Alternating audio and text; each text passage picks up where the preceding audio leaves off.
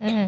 Oke, Bang Noel. Sekarang saya ke Bang Noel. Bang Noel, jadi siapa sebenarnya yang awal muasal kemudian mengusulkan adanya perpanjangan masa jabatan presiden untuk 3 periode? Kalau katanya Pak Jokowi kan sudah mengatakan, coba tanyakan saja ke Bu Mega, ke Mbak Puan begitu ya. Anda Oke, menyikapinya seperti apa ini?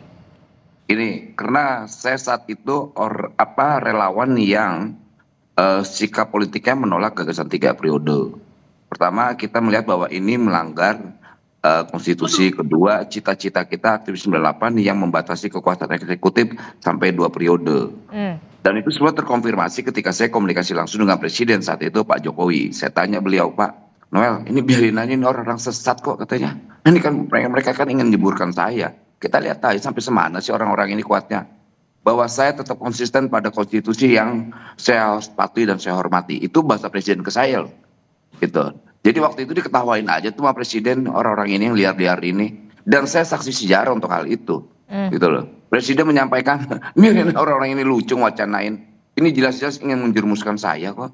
Hmm. Dan itu juga dikonfirmasi oleh presiden. Hmm. Orang yang menggagas 3 periode adalah orang yang ingin menampar, cari muka, dan menjerumuskan saya. Kan itu berkali-kali juga presiden menyampaikan. Kemudian ini dianggap hasratnya Pak Jokowi saat itu, ya menurut saya sih buat lucuan aja. Karena kan saya langsung berinteraksi dengan presiden. Saya tanya berkali-kali juga, Pak Presiden ini benar gak sih?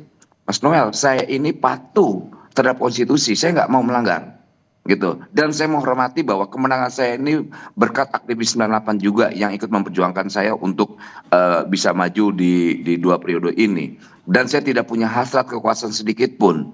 Dan saya masih ingat kata-kata presiden itu, gitu loh. Jadi saya rasa kalau ketika Hasto bicara tentang gagasan 3 periode, saya juga nolak, kan bisa dicek apa jejak digital saya, gimana saya habis-habisan melawan itu. Walaupun kita lihat dulu ya banyak jokor-jokor yang ngaku-ngaku pendukung Jokowi, Hmm. yang akhirnya sekarang nyerang Jokowi, berbalik. Jadi kita sih ketawa ini, cek aja latar belakang mereka semua di mana itu. Buzzer-buzzer yang sekarang bilang dinasti, Jokowi dinasti lah, apalah.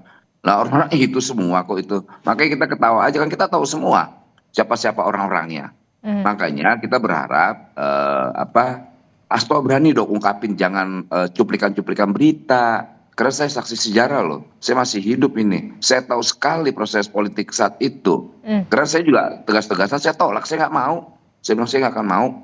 Saya ngelawan kawan-kawan saya yang dulu relawan Jokowi, saya tidak mau. Saya waktu itu sendiri, saya terbuang dengan sendiri kok. Nggak apa-apa, saya bilang tereliminasi dalam proses politik ini. Tapi saya harus konsisten melawan gagasan 3 periode yang sesat ini, Hmm. gitu. Dan ini menurut saya kesesatan politik dan kesesatan konstitusi ketika ini dijadikan. Tapi kan apakah masih relevan kita bicarakan tentang gagasan 3 periode? Tidak. Karena kenapa? Hari ini ada presiden yang sudah definitif melalui mekanisme demokrasi terpilih. Jadi ketika kita bicara tentang gagasan 3 periode udah nggak relevan. Ketika itu sebagai wacana biarin aja sih.